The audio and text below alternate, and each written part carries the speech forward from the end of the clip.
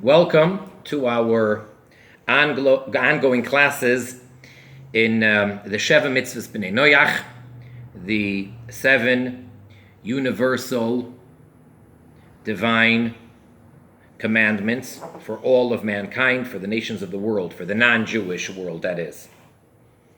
We are currently studying from the most basic Hasidic book, the Sefer, the book of the Tanya, authored by Rabbi Schneur Zalman of Liadi, the first Lubavitcher Rebbe. We are in the second section, which is titled Shaar HaYichud Veha Emunah, the gate of the unity and the faith. And that is obviously directly related for Bnei Noach, for non-Jews as well, because in these 12 chapters, the author, which we refer to in these classes as the Alter Rebbe, is explaining creation, explaining existence, and our interaction and relationship with God. And that is extremely important for every human being to relate to, because part of the Sheva Mitzvahs B'nai Noach is to worship and serve God and God alone.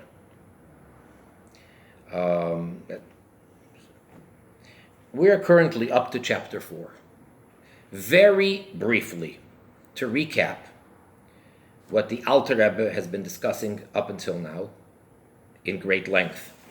So to try to synopsize it very briefly.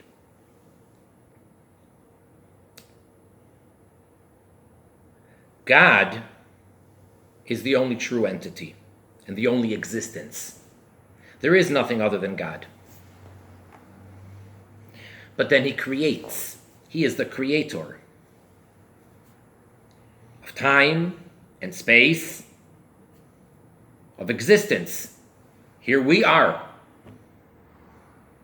discussing our existence, the creator, etc. One of the primary points is the teaching of the Baal Shem Tov, the founder of Hasidus, the Alter Rebbe's spiritual grandfather. The Baal Shem Tov introduces the concept of constant creation, recreation happening every single instant, and that godly energy is inside, it's within the created entity.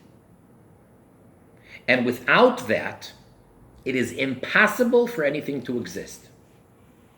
In other words, the way that the Alter Rebbe explained until now is to clarify and make sure that you don't misunderstand and think of creation as follows. God created the universe, all of creation, set it into motion, made laws of nature, and put everything to go. And that's it. And now he is either uninvolved or involved periodically, on and off, so to say.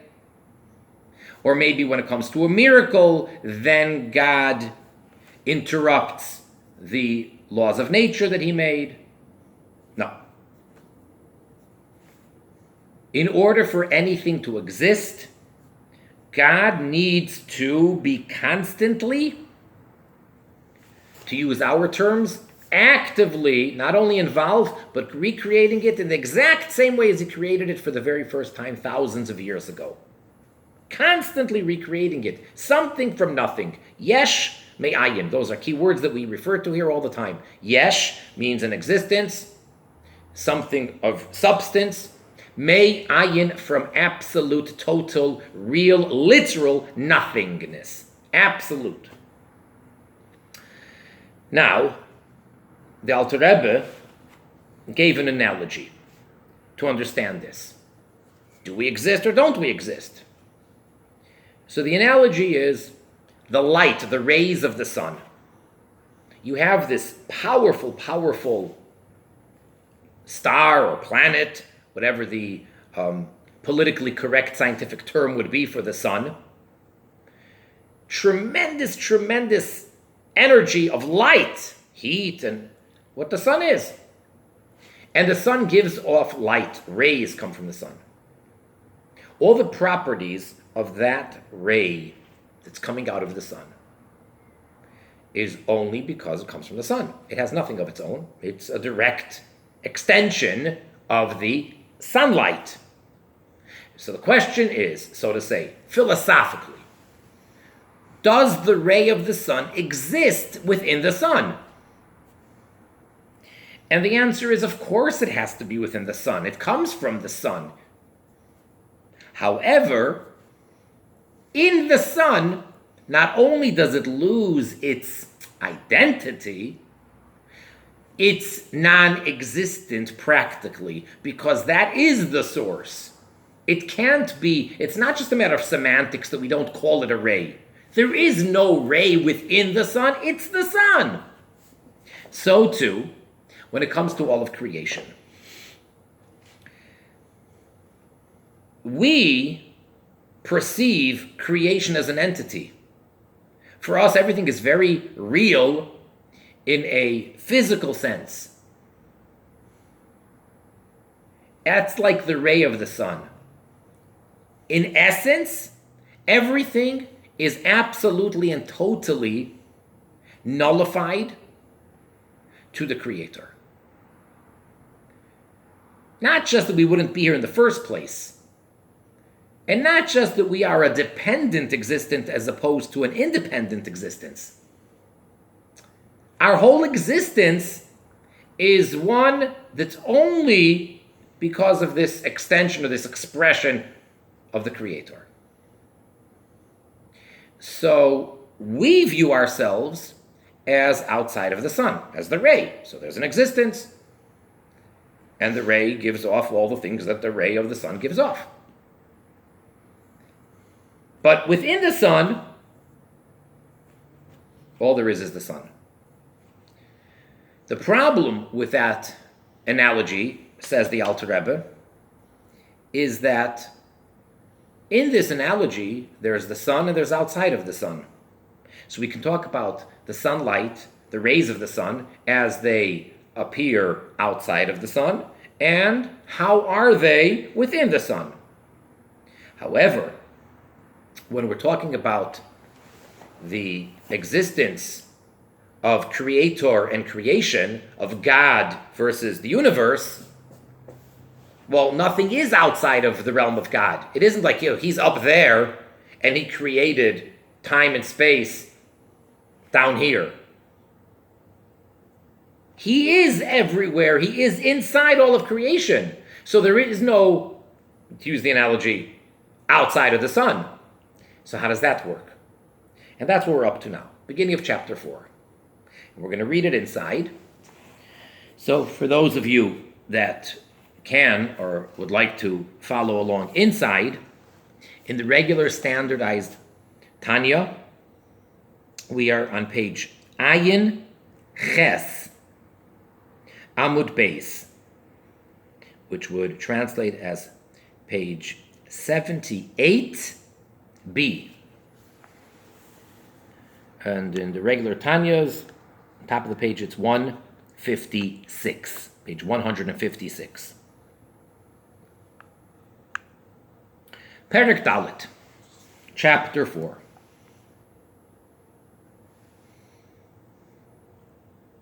So again, the Alter Rebbe now is coming to address the question that he concluded chapter 3 with. We ended chapter 3, and that is, everything is within the source. There is no separation of source and outside of the source, as there is in the analogy of the sun. So how does that work? How is the analogy going to fit?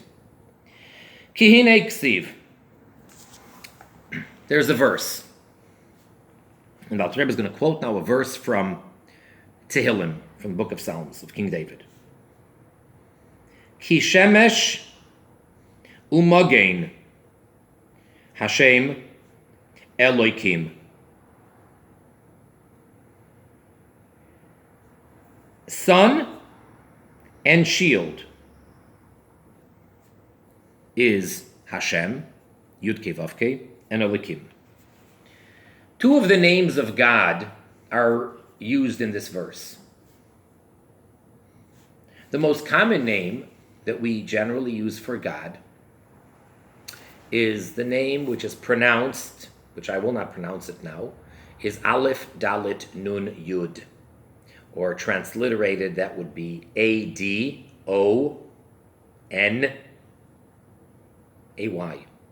Something like that. The holiest name of God that we deal with on a regular basis is the name of 4 letters, Yud-Kei Vav-Kei, referred to in Hasidic literature as the name of Havaya. For one, it's taking the same letters and just scrambling them so that we can sort of pronounce it without really pronouncing it. Havaya, which is same letters, just scrambled. That name is, as we're going to get into that name and explain it, but basically, that is the name of creation, of creating. And that name in and of itself, the Alter will explain later, the definition of the word is bringing into existence, and it contains within it the word of past, present, future.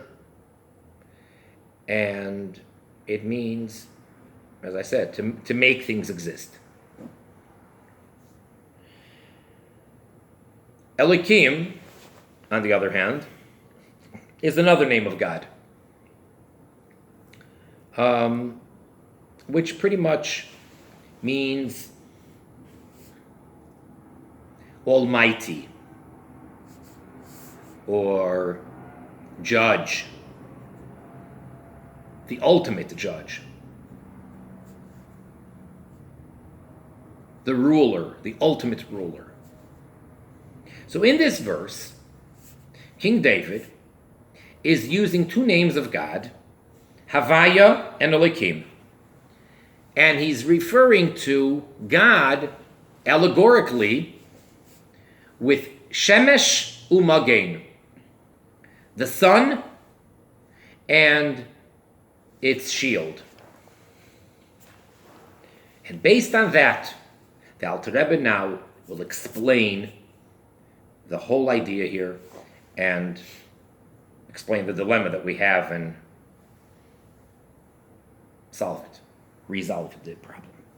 Peirush, says the Alter Rebbe, second line in chapter 4. Peirush, this means to say, Magen, this word in the verse, Magen, shield, Hunartek lashemesh, it is the sheath for the sun, Lahagen, to protect, Shiyuchlu habriyos lisavloi, so that the created entity, so that the universe would be able to handle the sun, would be able to benefit from it, as opposed to burn up and dissolve. So God created this very, very mighty, very, very intense, very bright, very hot sun, and he made this protective shield. Kemaimer Razal, like the teaching of our sages of blessed memory, quoting from the Talmud, Le'asid lavoi, in the future to come, referring to some point in the Messianic era, HaKadosh Baruch Hu, the Holy One, blessed be He, God, Moitzi Chama, takes the sun out, Minar Teka, from its sheath, Rishayim Nidoinin Ba Chulu. The wicked are going to be judged by it, etc. In other words, if it wouldn't be for this protective shield around the sun, then everybody would be harmed, punished, destroyed. In the future to come, God will take it out of the shield. And those people that deserve punishment, the wicked, evil people, will be judged by this intensity of the sun without the protective shield. Uchmoy shehanartek explains now the Alter Rebbe, just as this sheath, Meigin ba'ad hashemesh, protects from the sun, kach, so too, Shem Elokim, the name of God, Elokim, Meigin, protects L'Shem Havaya Baruch Hu. It shields from the name Havaya, from Yud Kei Vav Kei. And he explains, top of the next page, page Ayin Tes, Amud Aleph, 79a. The Shem Havaya, the name Havaya, which in English they refer to it as the Tetragrammaton name. Perushai, what is the meaning of this name? Shemehave es hakoil me'ayin liyesh, that he is creating everything. And again, as we mentioned, they always bring down the translation in Latin. It sounds better that way. Ex nihilo. Something from nothing. That is the word Havaya. So Havaya is spelled Yud Kei Vav Kei. And it's not K, it's really Hey. But it's so holy we don't even want to just spell it out directly. So you have 4 letters. Letter number 2 and letter number 4 are the same letter repeated. So you're dealing with 3 letters. Yud, and then you have the Hey, which is the 5th letter. Then you have the next letter, which is Vav, the 6th letter, and then again a Hey. For a moment, let's remove the Yud.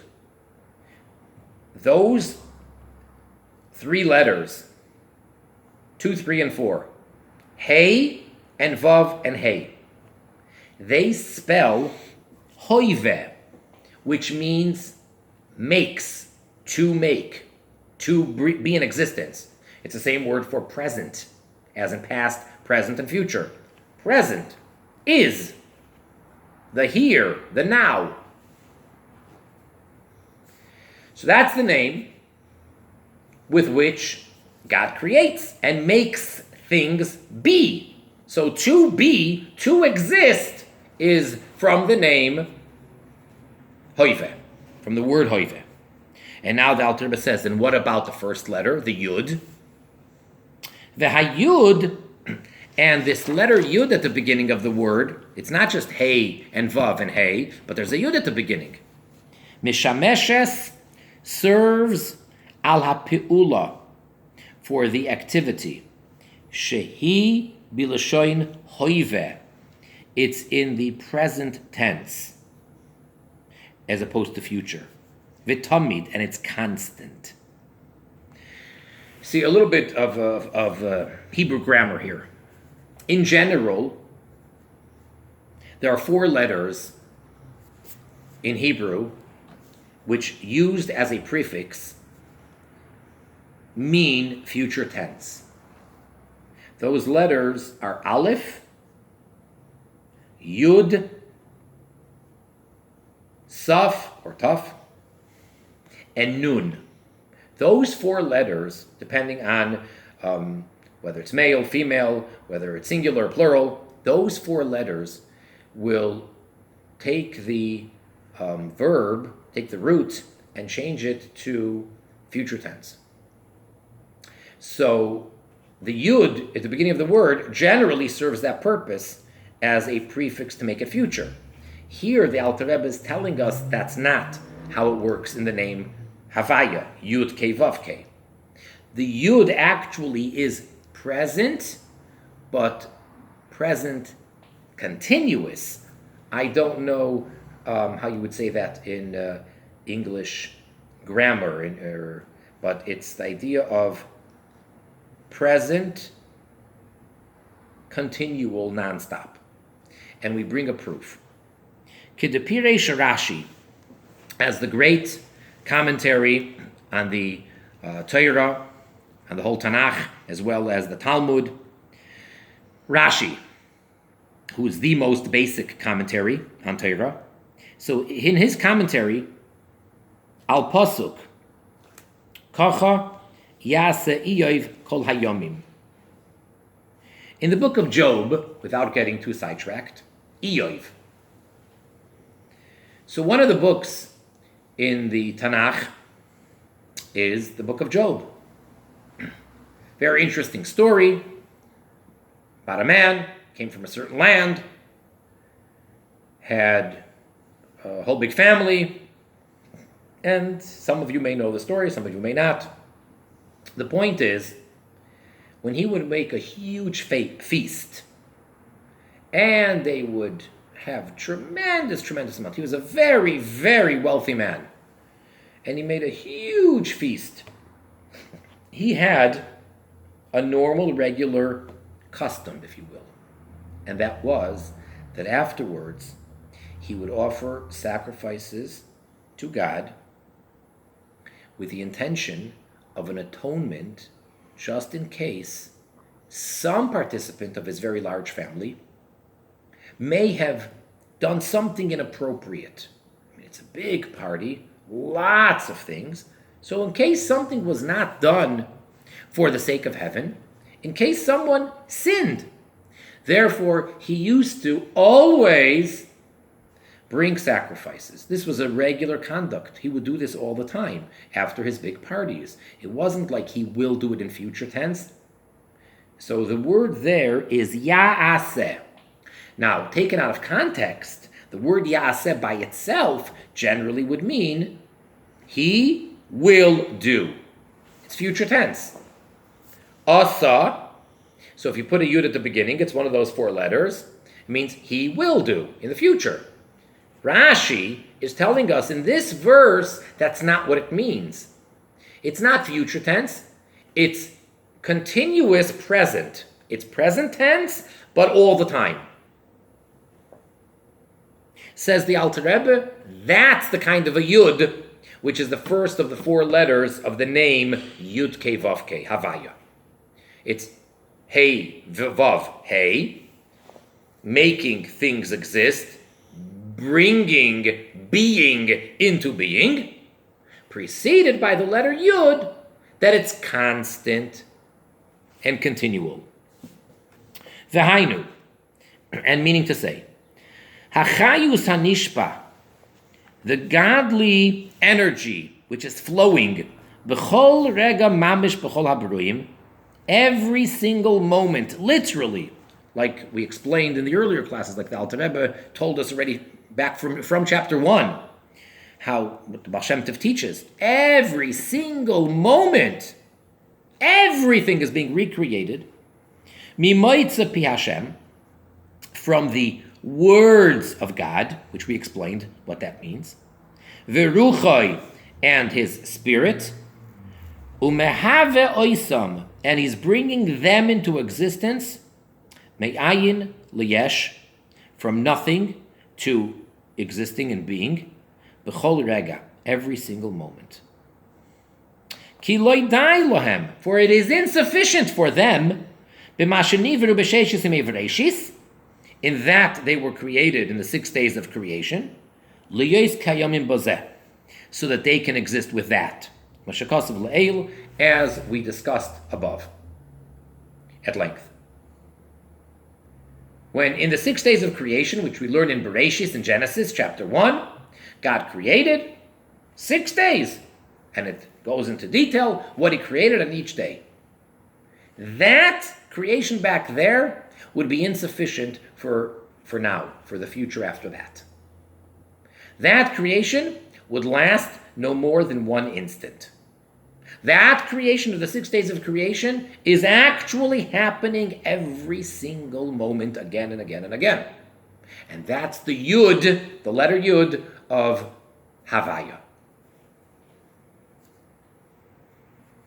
So we discussed a little bit about the name Havaya. Remember, we have two names here that we're dealing with, Havaya and Elikim, which would be allegorically Shemesh Umagein, sun and the shield. Now, Vihine, and behold, Besidur Shvachav Shel HaKadosh Baruch Hu. When it comes to arranging the praises of God, Ksiv, we have a verse which states, and for that we take it and we use it in our prayers, that when the rabbis instituted the text, the formal text of prayer, so they based it, of course, on verses from the Bible, from the Torah. So in arranging the praises of God, there's a verse. This is a verse going back to the Chumash stated by Moshe Rabbeinu, by Moses. Hagadol Hagibor Chulu. The great, the mighty, etc. You see, there's a third description there, but that's not relevant for our discussion here. So the Alter Rebbe is merely saying etc. because we don't want to get confused, and there's much to say about that as well. But for the sake of the discussion here and understanding what we're talking about, we're going to focus on these two descriptions of God. That He is Gadol, that would be great, and Gibor, that would be mighty or strong. And Alter Rebbe explains, Uperush HaGadol, what's this first word of praise? That God is Gadol, great. He Midas Chesed. This is the attribute of Chesed, kindness. V'ispashtus achayus, and the spreading out, the expression of vitality. B'chol ha'olamos uvruim, in all the worlds, in all of creation. Li'ein kates v'sachlis, to no end. Liyois, to be. Bruim, created entities. Me'ayin liyesh, from absolute total nothingness to being in existence. V'kayomim, and to exist. V'chesed chinam, with undeserving or unwarranted kindness. So this is an attribute of God, which, going back to the verses, of course, but then it's elaborated in Kabbalistic teachings, which is called chesed. Of the emotions, this is the first of the emotions. I mean, we have emotions because we are a mirror image of God, but that's a whole discussion for itself. So we use our terms, even though God is beyond any of these types of limitations. But God does speak of Himself as having chesed. That's actually the ultimate chesed, the ultimate kindness. What is the idea of chesed? Chesed means to give. And if you're talking about God, then everything is beyond limitation. So that means to give beyond limit. So that means that there is an existence. God is giving, He is making, He is creating, He's bringing into existence. And having it exist and exist and exist on and on and on. V'nikreis gedula, and it's called greatness. Ki ba'a, for it comes migdulase shel HaKadosh Baruch Hu b'chvaydei v'atzmoi, because it actually comes from the greatness of God Himself. As the verse states, Ki gadol havaya v'ligdulase in cheker, for God is great, and His greatness has no investigating. Meaning, ultimately, you can't understand it. In other words, it is literally endless. V'lachena, therefore, mashpia gam kein chayus, He also gives life, v'hishavus, and existence, me'ayin liyesh, in this form of from absolute nothingness to become a being, an existence, la'olam esuvruim ein kates, for worlds and created entities without end. Sheteva hatoiv lehetiv. For the nature of the good is to do good. Now, let's explain a little bit.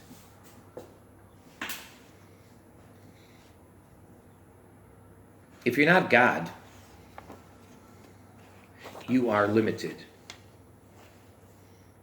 Now, some people may have much broader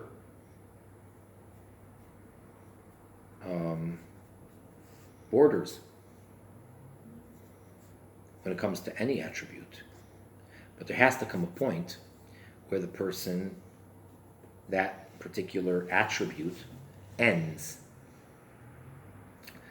If you have a person who doesn't seem to be very kind, well then you can get to his limit very quickly. Then you can have the extreme individual who is so kind and so giving, but there comes a point where he too stops and says, enough.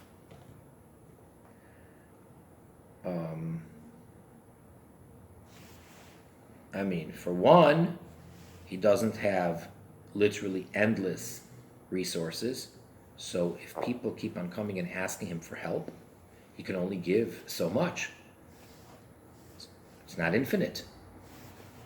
And even that desire, that want to give, also is limited.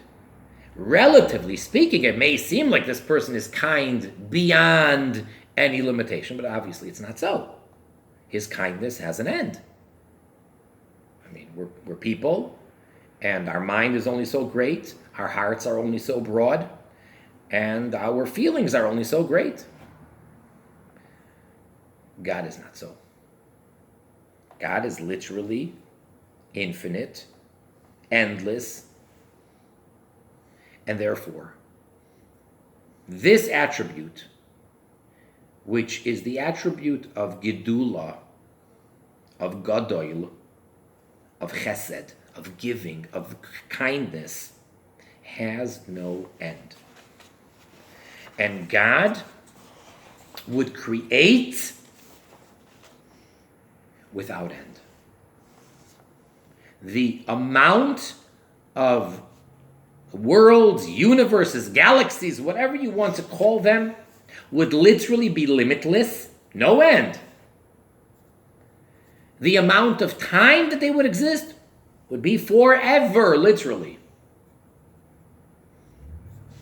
And again, the last three words we read was Teva hatoiv lehetiv. The nature of the good one is to do good. Now, when you're talking about people, so it's fair to say that a good person is kind. Makes sense. A good person is kind. How do you define good? Okay. Well, how do you define kind? However you define good, a good person does good.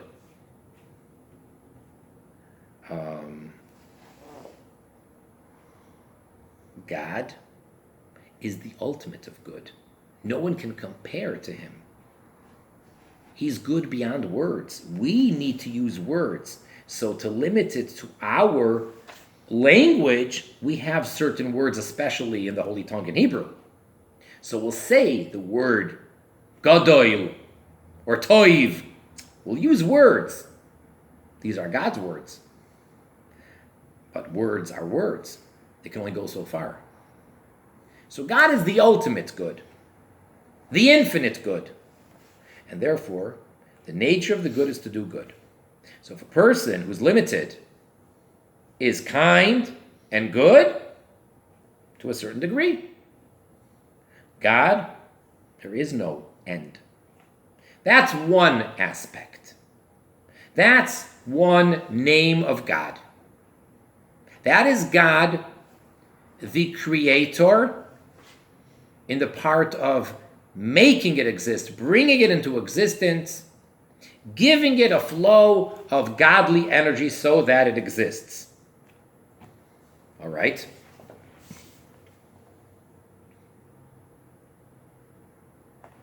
V'hinei, right in the middle of the page, beginning of the line.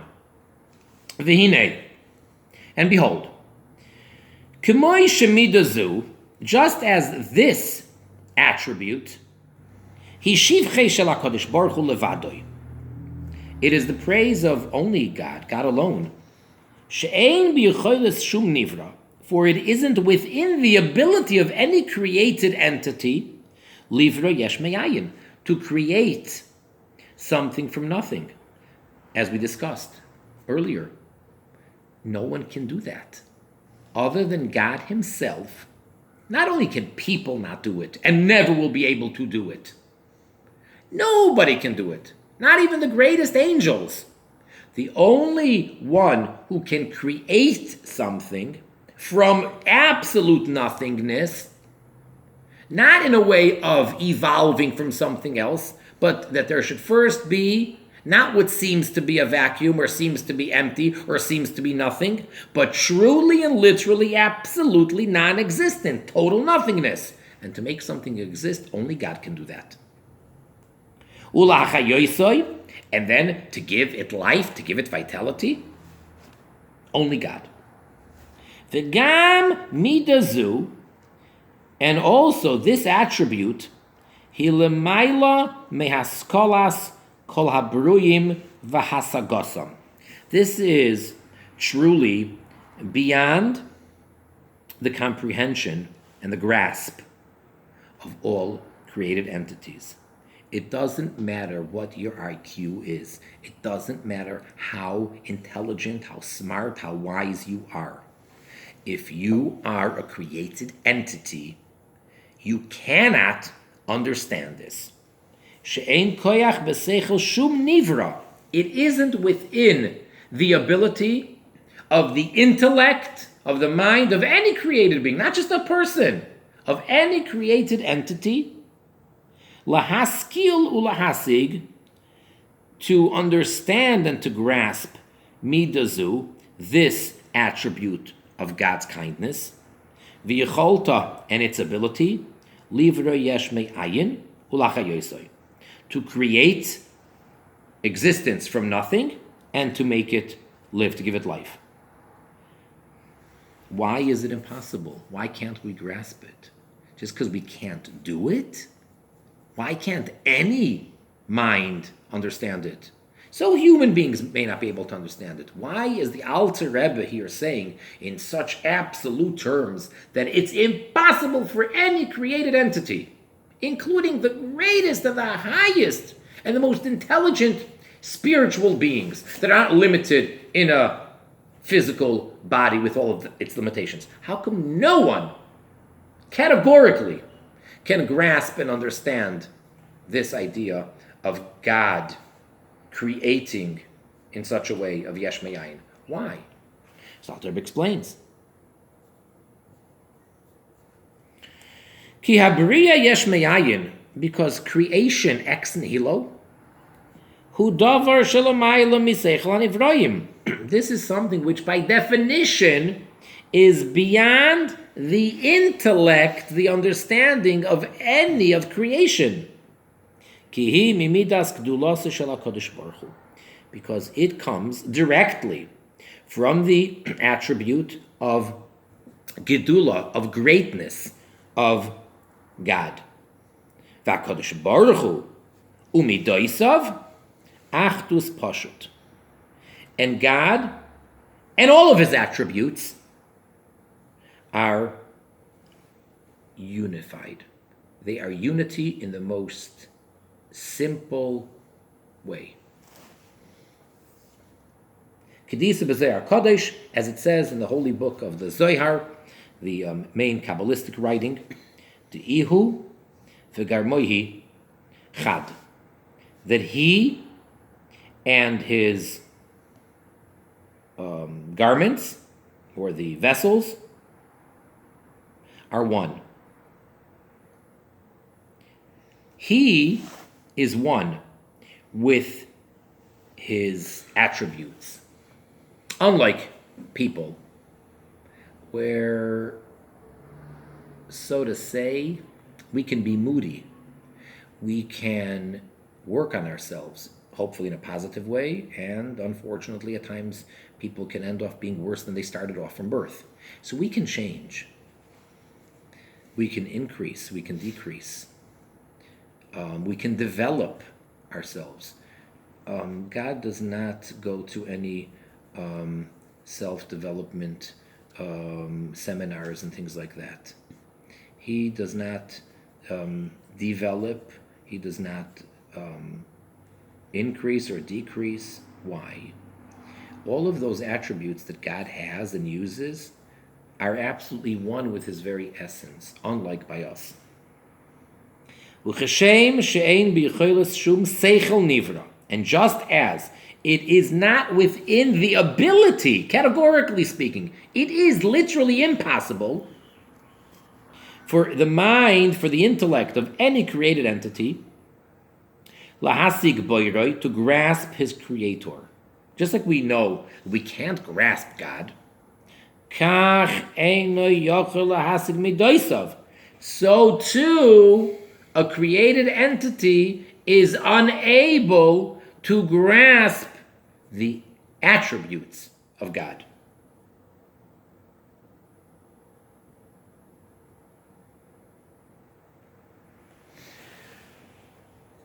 That's one midah, one attribute of God being the giver. God being, so to say in our terms, kind. God being creator, making things. We cannot grasp that attribute of creating, of giving life, because it's one with the creator, and he is beyond any type of intellect of understanding. Now, bear that in mind, and now we continue.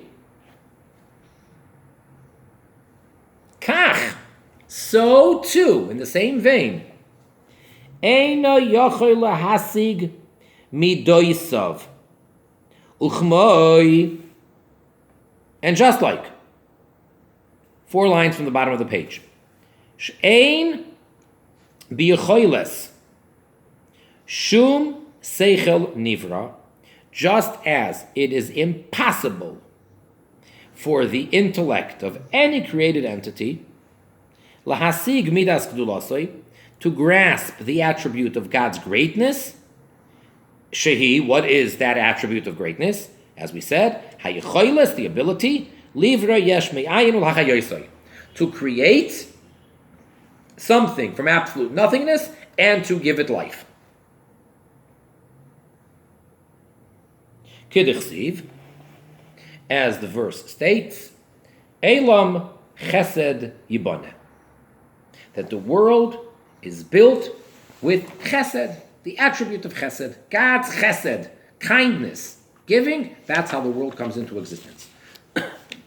Says the Alter Rebbe, kach mamish, literally, exactly in the same way, ein biyacholtoi, it is not within the capability, categorically speaking, for any created entity, no matter how intelligent, lahasig, to grasp, midas gvurasai shel HaKadosh Baruch Hu, the attribute of the might, of the strength of God, which in a sense is the opposite attribute of chesed.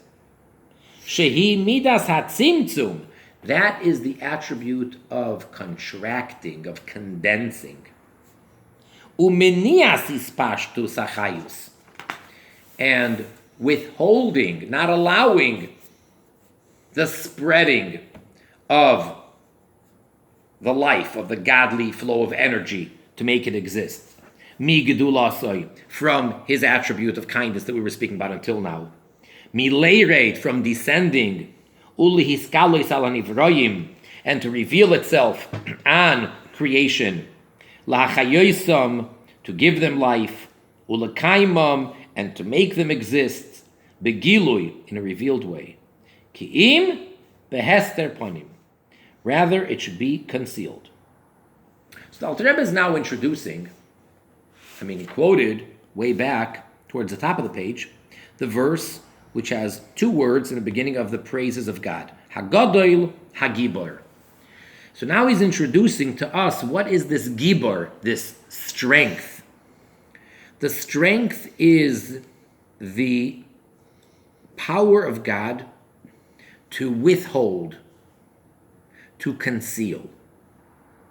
So on the one hand, there's the godly energy, which is infinite, of giving, of creating, non-stop, full force. On the other hand, the very same one and only God. There is that energy, that force, that attribute of withholding, of contracting, of not allowing that energy to spread. But it should only be in a concealed way. It comes, instead of being totally revealed, this attribute of strength holds back. Shehachayus, that this godly energy, mistater, conceals itself, beguf hanivra, in the very existence, in the body of the created entity. Uche'ilu, and it's to such an extent that it gives the impression, it becomes as if guf hanivra, the actual body of the created entity, the universe, hu davar bifnei atzmoi. It seems like it's something separate, like it's an independent existence. Ve'eino ispashtus achayus v'aruchnius. And it's not, it seems like it's not just an expression of the energy, of the vitality, of the spirituality. Ki ispashtus haziv v'ha'or mehashemesh. It seems like it's not like this, the extension of the ray and the light coming out of the sun. Elo davar bifnei atzmoi. But rather it's a separate entity. That's what it looks like. In other words, one might mistakenly present the position that on the one hand, to say that God's infinite giving and making and creating, that I can't grasp. No one can grasp that. All right. It's beyond. But that godly energy, which is to hold back, to withhold, to conceal, that I can relate to, that I can understand, that's God, so to say, limiting himself. So the infinite, I can't grasp. But the finite part, well, then I could get that. Says the Alter Rebbe, you can understand that and grasp it the same way exactly that you can understand his chesed, his infinity. Because this is also an attribute of the endless God. So therefore, we don't even have a proper grasp of this filter or this contraction. And therefore, it appears to us that there's a separate entity. And it looks like there's a creation.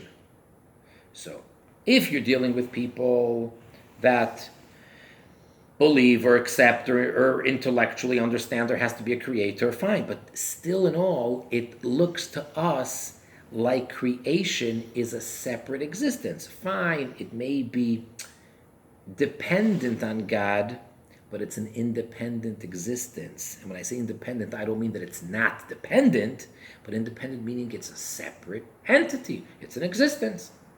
And that's not true. That is a fallacy. That's our perception.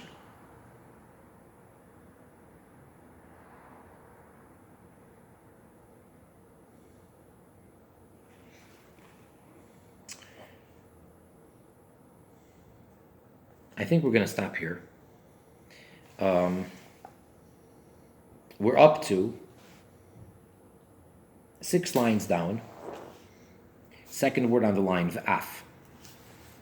So that would be on Ayin Tes, Amud Beis, 79b, the latter part of chapter 4. Because I don't want to just rush through this.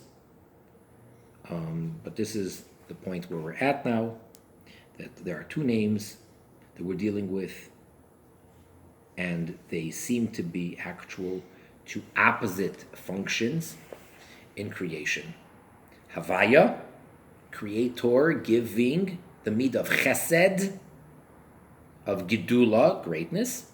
And then we have the name Elohim, which is givura, gibor, strength, severity, which is holding back.